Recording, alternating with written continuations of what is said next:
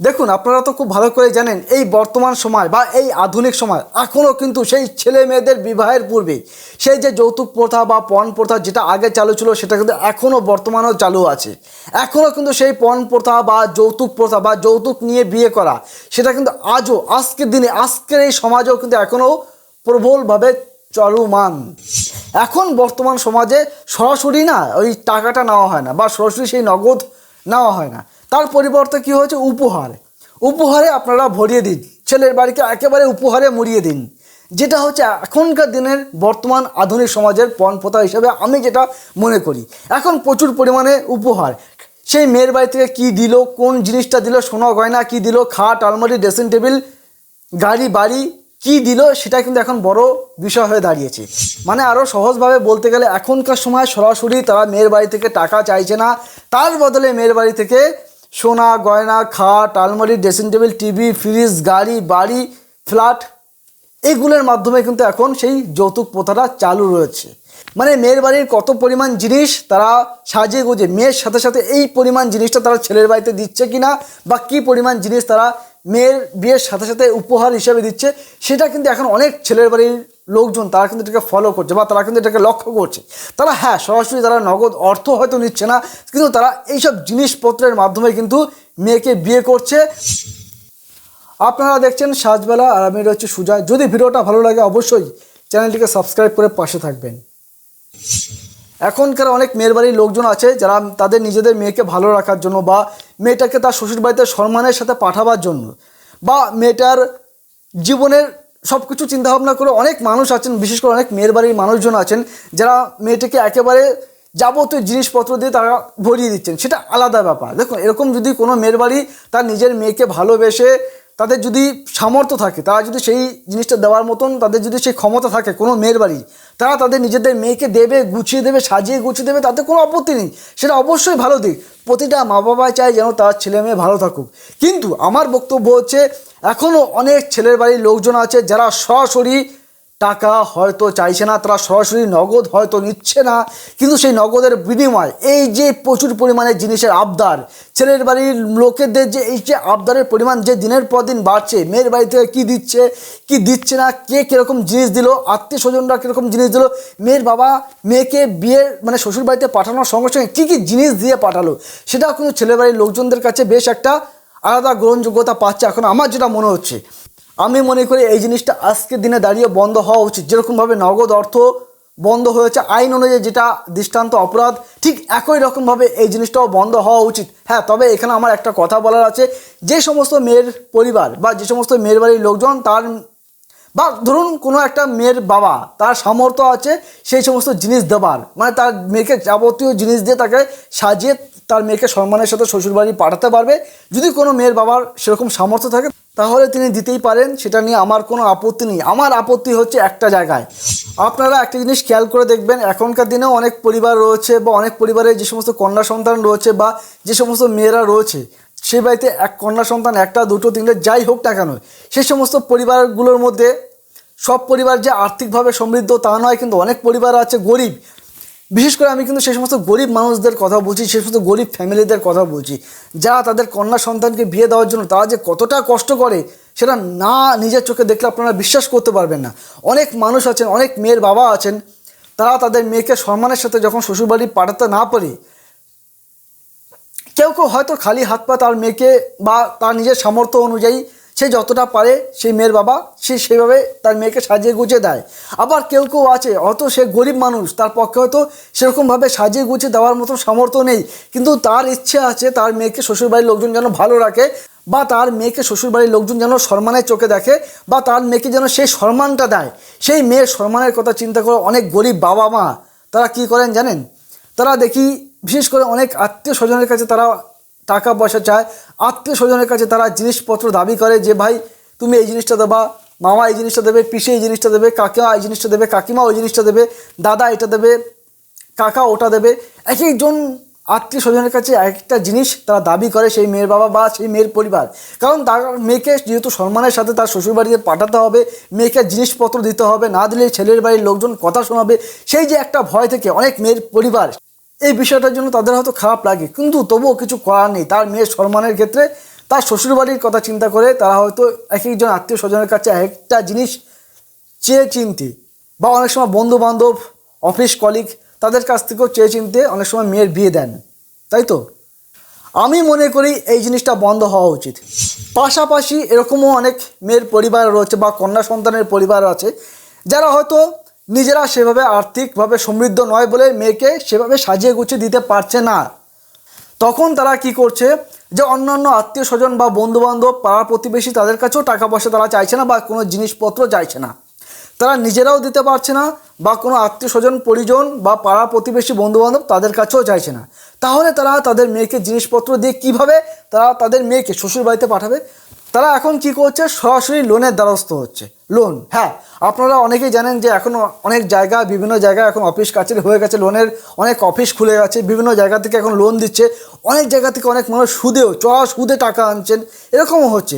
তো সেই সমস্ত বাবা মারা কী করছে, তার মেয়েকে সম্মানের সাথে শ্বশুরবাড়ি পাঠানোর জন্য তারা বিভিন্ন জায়গা থেকে বড় বড় লোন তুলছে। লোন তুলে বিভিন্ন রকম জিনিসপত্র তার মেয়ের জন্য বানাচ্ছে, সোনা গয়না জিনিসপত্র থেকে শুরু করে খাট আলমারির জিনিসপত্র, বা কেউ কেউ যদি গাড়ি ভাড়ি এসবও চায়, সেসবও জিনিস তারা অনেক কষ্ট করে সেই সমস্ত জায়গা থেকে লোন তুলে তারা মেয়ের বিয়ে দিচ্ছে। অনেকে আবার এক ধাপ এগিয়ে গিয়ে চড়া সুদে টাকা এনে মেয়ের বিয়ে দিচ্ছে। আমি মনে করি এগুলো বন্ধ হওয়া উচিত।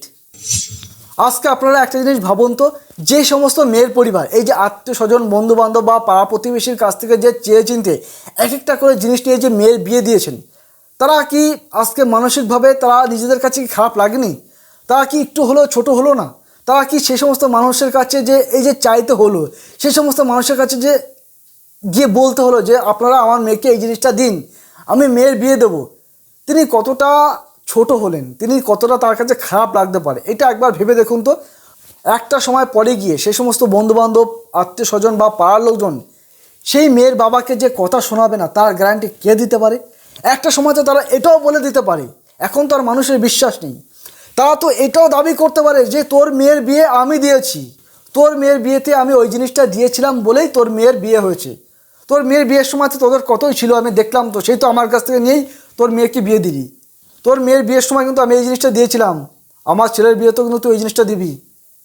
সে সময় তো মেয়ের বিয়ে দিতে পারতিস না, যদি ওই জিনিসটা আমি না দিতাম তাহলে আজকে কি হতো? মেয়ের কি বিয়ে হতো? মেয়ের বিয়ে হতো না। আমি জিনিস দিয়েছি বলেই মেয়ের বিয়ে হয়েছে, আমি বিয়েতে খরচা দিয়েছি বলেই মেয়ের বিয়ে হয়েছে, এই কথাটা মনে রাখিস। তোর মেয়ের বিয়েতে কিন্তু আমরা সহযোগিতা করেছিলাম।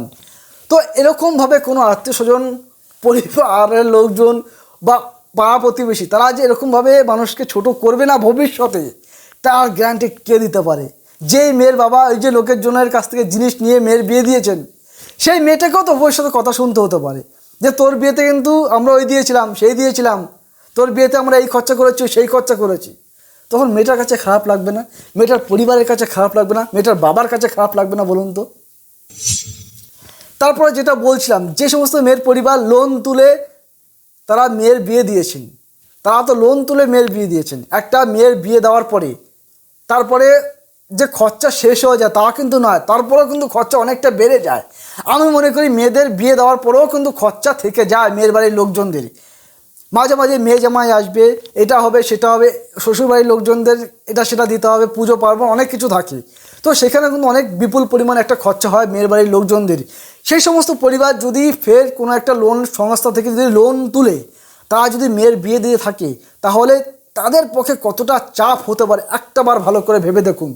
সেই সমস্ত মেয়ের পরিবার লোনের ফাঁদে পড়ে তাদেরকে দিনের পর দিন, মাসের পর মাস, যত ঝড় ঝাপটা বৃষ্টি আসুক না কেন, লোন সংস্থা তো আর মানুষের দুঃখ কষ্ট যন্ত্রণা বেদনা এগুলো তো তারা তো আর বোঝে না, তারা বোঝার চেষ্টাও করে না। তারা মাস শেষে তাদের টাকাটা বা সপ্তাহ শেষে তাদের টাকাটাই হচ্ছে তাদের কাছে মূল জিনিস।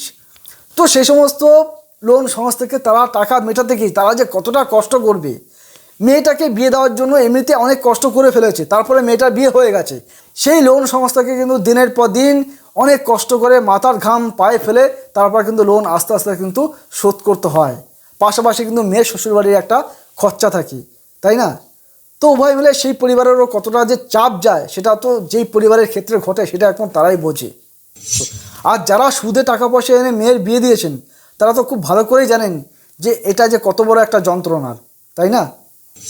দেখুন, আজকের দিনে এই যে উপহারের নামে যে যৌতুক প্রথা চালু রয়েছে, এটা যে শুধুমাত্র পিছিয়ে পড়া বা অশিক্ষিত মানুষজনদের মধ্যেই যে জিনিসটা রয়েছে তা নয়, কিন্তু অনেক শিক্ষিত সমাজের মানুষজন, অনেক চাকরি বাকরি করা বা অনেক উচ্চ স্তরে কাজ করে বা অন্য উচ্চ স্তরে চাকরি বাকরি করেন, এরকম অনেক মানুষ বা অনেক শিক্ষিত শ্রেণীর মানুষ, তারাও কিন্তু এই ফাঁদে কিন্তু তারাও রয়েছেন। তারাও কিন্তু এই ব্যাপারটা খুব ভালোভাবেই এনজয় করছেন। কীভাবে এনজয় করছেন? তারাও কিন্তু সেই একই রকমভাবে সেই সমস্ত মেয়ের বাবাকে চাপ দিয়ে, সরাসরি না হলেও ঘুর পথে এই উপহারের নামে যৌতুক প্রথা কিন্তু তারাও বেশ এনজয় করছে। তারাও কিন্তু যখন তার বাড়ির ছেলেকে বিয়ে দিচ্ছেন, তার বাড়ির ছেলে যদি সরকারি চাকরি করে, তাহলে তিনি সেই বাড়ির মেয়ের কাছ থেকে বা সেই বাড়ির মানে মেয়ের বাবার কাছ থেকে যাবতীয় জিনিস খুব সুন্দরভাবে লুটোপুটে নিচ্ছেন। কিন্তু তো এইটা কিন্তু শুধুমাত্র পিছিয়ে পড়া বা অশিক্ষিত সমাজের মধ্যেই নয়, এটা এমনকি শিক্ষিত সমাজের পরিবারের মানুষদের মধ্যেও কিন্তু এই ধরনের যে লোভ বা এই ধরনের যে মানসিকতা তাদের মধ্যেও কিন্তু বেশ, তাদের মাথা কিন্তু বেশ ভালোভাবে গেঁথে রয়েছে। তারাও কিন্তু এই জায়গা থেকে বেরিয়ে আসতে পারেনি। তারা যে আজকে শিক্ষিত হয়েছে, তারা যে আজকে এত বড় বড় জায়গায় কাজ করে, এত বড় বড় জায়গায় যে তারা আজকে চাকরি বাকরি করছেন, সেই শিক্ষাটা কিন্তু তারা নিজের বিয়ের ক্ষেত্রে বা তার পরিবারের বিয়ের ক্ষেত্রে সেই শিক্ষাটা তখন আর কাজ করছে না। কারণ মানুষের ওই যে জিনিস পাওয়ার প্রতি একটা যে আরেকটা মানুষের যেটা আলাদা লোভ, এটা কোথাও যেন মানুষকে আরও পিছিয়ে দিচ্ছে। সে শিক্ষিত হোক, সে অশিক্ষিত সমাজ হোক, সব ধরনের মানুষকে যেন পিছিয়ে দিচ্ছে এই উপহারের যৌতুক প্রথা। এবার আপনারা বলতে পারেন কেন এই প্রথা আজও চালু রয়েছে? দেখুন, এর পেছনে বেশ কয়েকটা কারণ রয়েছে। প্রথমত আমি যেটা বলবো, যদি কোনো একটা মেয়েকে শ্বশুরবাড়িতে পাঠানো হয়, তাহলে সেই শ্বশুরবাড়ির দিক থেকে যেন কোনো রকম মেয়েটার উপরে সমস্যা না হয়, বা শ্বশুরবাড়ির লোকজন যদি মেয়েটাকে যেন কোনো রকম ছোটো বড় কথা না বলতে পারে, মেয়েটাকে যেন সম্মানের চোখে দেখে বা মেয়েটাকে যেন ভালোবাসে, সেটার খাতিরে এই জিনিসটা এখনও চলমান রয়েছে। আরেকটা ক্ষেত্রে দেখা যায়, কোনো একটি মেয়ে তিনি যদি অর্থনৈতিকভাবে সমৃদ্ধ না হতে পারেন বা তিনি যদি নিজের পায়ে নিজে দাঁড়াতে না পারেন, বিশেষ করে অনেক মেয়েরা আছেন যারা সেভাবে আর্থিক সমৃদ্ধ হতে পারেননি বা তারা চাকরি বাকরি সেরকমভাবে পায়নি, বা তারা সেরকম কোনো চাকরি বাকরি না পাওয়ার ফলে, তাদের আর্থিক সমৃদ্ধ সেভাবে না থাকার ফলে বা তারা নিজের পায়ে নিজে দাঁড়াতে না পারার ফলে তাদেরকে কিন্তু এই একই রকম পথে হাঁটতে হয়। এটা আমি দেখেছি। তো আমি আপনাদের উদ্দেশ্যে যেটা বলবো, আপনারা যারা গরিব মানুষ আছেন বা যে সমস্ত গরিব বাবা মারা আছেন, আপনার যদি পরিবারে কন্যা সন্তান থাকে, আপনি যেটা করতে পারেন, আপনি দরকার হয় দিনে একবেলা না খেয়ে থাকুন, প্রয়োজনে আপনি আপনার মেয়েকে সঠিক শিক্ষা শিক্ষিত করুন, আপনার মেয়েকে উচ্চ শিক্ষা শিক্ষিত করুন, আপনার মেয়েকে নিজের পায়ে নিজে দাঁড়াতে দিন। ওই 16 বছর 18 বছর হয়ে গেছে বলেই মেয়ের সম্বন্ধ থেকে বিয়ে দিতে হবে, এই ভুলটা করবেন না। এখন সরকার, রাজ্য সরকার থেকে শুরু করে কেন্দ্রীয় সরকার অনেক রকম মেয়েদের জন্য একের পর এক সাবসিডি তারা কিন্তু চালু করেছে। তো আপনারা সেই জিনিসগুলো ভালো করে ফলো করুন। প্রয়োজন হলে প্রশাসনের সহযোগিতা নিন। আপনি আপনার মেয়েকে উচ্চশিক্ষায় শিক্ষিত করুন, আপনি আপনার মেয়েকে বোঝান, আপনি আপনার মেয়েকে নিজের পায়ে নিজে দাঁড়াতে সহযোগিতা করুন, তাকে একটা সুন্দর কেরিয়ার তৈরি করতে সহযোগিতা করুন। তাহলে দেখবেন এই ধরনের যে সমস্ত যৌতুক প্রথা এখনও চলমান রয়েছে, এগুলো থেকে কিন্তু আপনারা অনেকটাই মুক্তি পাবেন বা সেই মেয়েটাও অনেকটা মুক্তি পাবে। আবার এমনটাও করছেন অনেক মেয়ের বাড়ির লোকজন, তার নিজের মেয়ের ভবিষ্যতের কথা চিন্তা করে, তার নিজের মেয়ের ভবিষ্যতের কথা ভেবে তাকে আর্থিকভাবে সমৃদ্ধ করতে তার জন্য অনেক অর্থের লেনদেন তারা করছেন বা আর্থিকভাবে তাকে সহযোগিতা করছেন। হ্যাঁ, যেই মেয়ের বাবার পক্ষে সম্ভব তারা দিন, তারা যত খুশি দিন, কোনো সমস্যা নেই। কিন্তু যেই বাবা মায়ের পক্ষে সম্ভব নয়, যারা গরিব মানুষ, যারা অনেক কষ্ট করে খাওয়া দাওয়া করছেন, তারা দিন যাপন করছেন অনেক কষ্ট করে, তাদেরকে দয়া করে এইভাবে চাপ দেবেন না। তারা কি করবে? আমি মনে করি তাদের যেটা সবচেয়ে বেশি আগে করা উচিত, আগেও বলছি, বারবার বলছি, দরকার হয় 100 বার বলবো, আপনি আপনার মেয়েকে শিক্ষিত করুন, আপনি আপনার মেয়েকে পড়াশোনা শেখান। প্রয়োজনে আপনি একবেলা না খেয়ে থাকবেন, মেয়েকে স্কুলে পাঠান, মেয়েকে নিজের পায়ে নিজে দাঁড়াতে দিন। আপনার মেয়ে নিজের ভবিষ্যৎ নিজেই তৈরি করবে, কারো উপর নির্ভর হতে হবে না। যদি কোনো মেয়ের শ্বশুরবাড়িতে সংসার ঠিক মতো না হয়, তাতেও কোনো আপত্তি নেই। সেই মেয়েটা যদি নিজের পায়ে নিজে স্বাবলম্বী হতে পারে, সেই মেয়েটা যদি তার কেরিয়ারটাকে গুছাতে পারে, ডোন্ট কেয়ার, শ্বশুরবাড়িকে সে বিদায় দিতে পারবে যে কোনো সময়। শ্বশুরবাড়ির কথা, শ্বশুরবাড়ির দাপট সহ্য করা ঠিক নয়। প্রয়োজনে নিজে স্বাবলম্বী হও, নিজের আর্থিক সমৃদ্ধি নিজে তৈরি করো, নিজের রাস্তা নিজে দেখো। সে শ্বশুরবাড়িতে যত ঝামেলা গণ্ডগোল অশান্তি যাই হোক না কেন, মেয়েটা যদি নিজে থেকে স্বাবলম্বী থাকে, মেয়েটা যদি নিজে আর্থিকভাবে সচ্ছল থাকে, মেয়েটা যদি নিজের কেরিয়ার একটা সুন্দরভাবে দাঁড় করাতে পারে, তাহলে আমি মনে করি শ্বশুরবাড়ির লোকজন তাকে কিছুই করতে পারবে না, বা কিছু করলেও তার সাথে কিছু যাবে আসবে না, যদি সে নিজে স্বাবলম্বী হতে পারে।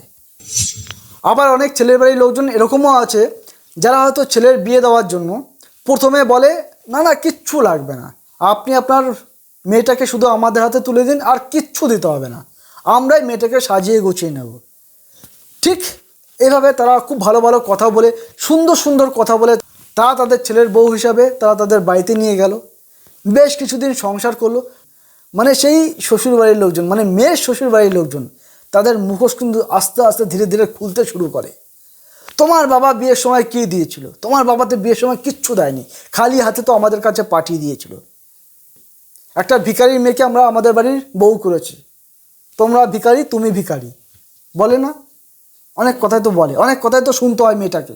কিন্তু একটাবার আপনি ভেবে দেখুন, অথচ দেখুন সেই পরিবার যখন সেই মেয়ের পরিবারের সাথে কথাবার্তা চলছিল বিয়ের জন্য, তখন তারা বলেছিল কিচ্ছু লাগবে না, আমাদের ওইসব নিয়ে কোনো মাথা ব্যথাই নেই, আমরা শুধুমাত্র আপনার মেয়েটাকে চাই, আপনারা আমাদের সাথে থাকুন, আমরা শুধু আপনার মেয়েটাকে চাই, আপনার মেয়েকে ভালো রাখতে চাই, আমাদের বাড়ির বউ করতে চাই, আমাদের এইসবের কিচ্ছু দরকার নেই।